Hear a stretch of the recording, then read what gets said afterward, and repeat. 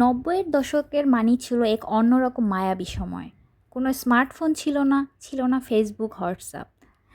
একটা চিঠির অপেক্ষায় কেটে যেত দিনের পর দিন, আর ল্যান্ডফোনের ক্রিং ক্রিং শব্দটা বুক কেঁপে উঠত। তেমনই একটা গল্প আপনাদের সাথে আজকে শেয়ার করব আবির আর নীলার।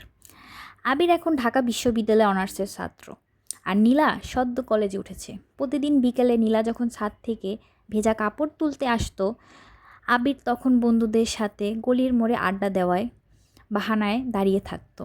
নীলা সালোয়ার কামিজ আর দুটো বেনিতে নীলাকে দেখতে ঠিক যেন রূপকথার মতো লাগতো আবিরের কাছে। সরাসরি কথা বলার সাহস এখনকার দিনে সহজ হলেও তখন ছিল না। যোগাযোগের প্রথম মাধ্যম ছিল গান। আবির জানতো নীলা গান শুনতে খুবই ভালোবাসে। নিজের জমানো টাকা দিয়ে সে একটা মিক্সড ক্যাসেট তৈরি করলো। অডিও দোকানদারকে দিয়ে এপিট ওপিট রেকর্ড করলো অঞ্জন দত্ত আর শানু কুমারের সেরা কিছু গান। পরের দিন নীলা যখন লাইব্রেরি থেকে ফিরছিল, আবির বুক ধকধক চেপে ক্যাসেটটা নীলার হাতে দিয়ে শুধু বলেছিল, শুনবেন, 3 নম্বর গানটা আপনার জন্য। নীলা কিছু না বলে ক্যাসেটটা নিয়ে দ্রুত পায়ে হেঁটে গিয়েছিল, কিন্তু তার গালে ফুটে উঠেছিল লালচে আভা। 3 নম্বর গানটা ছিল, তুমি এলে তাই মেঘেরা পেয়েছে পথ। ল্যান্ডফোনের লুকোচুরি ক্যাসেট বিনিময়ের পর শুরু হলো আসল রোমাঞ্চকর প্রেম। এখনকার দিনে প্রেম করার সবচেয়ে বড় বাধা ছিল ড্রয়িং রুমে রাখা টিটিএ ফোনটি। রাত ঠিক 10টা, নীলার বাবা ড্রয়িং রুমে বসে পত্রিকা পড়ছিল। ঠিক তখনই ফোনটা বেজে উঠল। নীলা এক লাফে গিয়ে ফোনটা তুলল। নীলা ফিস ফিস করে, হ্যালো আবির। নীলা, আমি আবির, শুনতে পাচ্ছ? নীলা বাবার দিকে আর চোখে তাকিয়ে, হ্যাঁ রিতা বল, নোটসগুলো গুছানো হয়েছে? উপাস থেকে আবির হেসে ফুলল। সে জানতো এটা নীলার কোড ল্যাঙ্গুয়েজ। বাবা রুমে থাকলে নীলা আবিরকে রিতা বানিয়ে ফেলে। কোনো কথা না বলে শুধু উপাসের নিঃশ্বাসের শব্দ শুনেই কেটে যেত ঘন্টার পর ঘন্টা। হঠাৎ বাবার কাশির শব্দ শুনে, আচ্ছা রিতা, কাল কলেজে দেখা হবে বলে খট করে ফোনটা কেটে দিত। সে অল্প একটু কথা বলার আনন্দ ছিল আকাশের মতো, চাঁদ পাওয়ার মতো।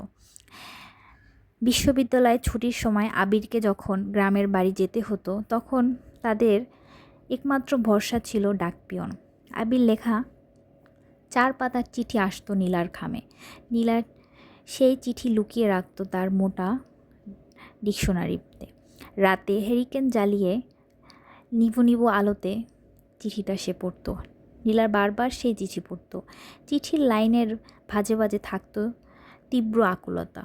নীলা, এখানে রাতে অনেক জ্যোৎস্না নামে। আমার শুধু তোমার ছাদের ওই নীল শাড়িটার কথা মনে পড়ে।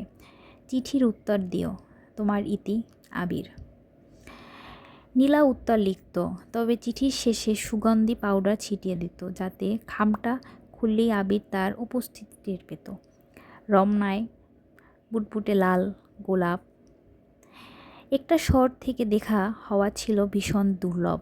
একটা কাঠখড় পুড়িয়ে একবার দুজনে দেখা করার সুযোগ পেল। Venue Ramna park. নীলা এসেছে বান্ধবীর সাথে, আর আবির এসেছে তার সাইকেলটা নিয়ে। সেদিন নীলার পরনে ছিল সুতির একটা হলুদ শাড়ি, আর আবিরের গায়ে হালকা নীল শার্ট। দুজনে যখন পার্কের এক কোণে কৃষ্ণরূপে নিচে বসলো, তখন দুজনের মাঝখানে ছিল এক অদ্ভুত হাত দূরত্ব। হাতটা ধরার তীব্র ইচ্ছা থাকলেও লজ্জায় আর সাহস, সংসারের ভয়ে কেউ কারো হাত ধরেনি। আবির পকেট থেকে একটা লাল গোলাপ বের করে নীলার দিকে বাড়িয়ে দিল। নীলা সেটা নিয়ে বইয়ের ভাঁজে রেখে দিল। কোনো দামি রেস্তোরাঁয় নয়, সেদিন ফুচকার দোকানদারের দুজনের মিলে ফুচকা খাওয়ার আর রিকশায় করে হুট ফেলে ঢাকা শহরে চেনা রাস্তায় ঘুরে বেড়ানোর ছিল তাদের কাছে পৃথিবীর সবচেয়ে বড় সুখ। 90 দশকের সেই প্রেমগুলোতে কোনো জাঁকজমক ছিল না, কিন্তু ছিল এক অদ্ভুত সততা আর পবিত্রতা। সময়ের স্রোতে আজ ক্যাসেটের ফিতা হারিয়ে গেছে, ল্যান্ডফোনের সব জায়গা স্মার্টফোন।